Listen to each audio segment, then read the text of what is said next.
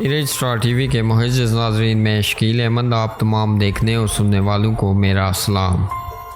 नाज़रीन, यौम आज़ादी के मौका पर दिल में ढेरों सारे अरमान लिए कश्मीर की सैर को आया नौजवान दानिश साजिद वल्द साजिद हुसैन पूना मोड़ के करीब नाला बिम्बर में नहाते हुए डूब कर जाँ बाक हो गया।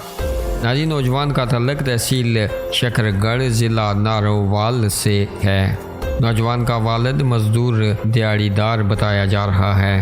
नाज़रीन, तहसील भगवानपुरा तहसील शकरगढ़ ज़िला नारोवाल का रिहायशी दानिश साजिद वल्द मोहम्मद साजिद कौम अंसारी उम्र 16 साल आईलैक्स पर दोस्तों के हमरा बिम्बर आज़ाद कश्मीर की सैर और दरबार बाबा शादी शहीद को आया।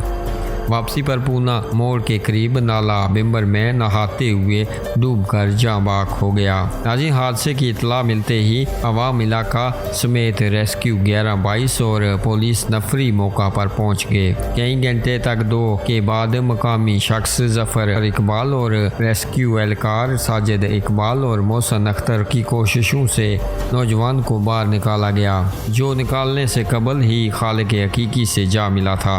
हादसे की खबर जंगल में आग की तरह पूरे इलाके में फैल गई।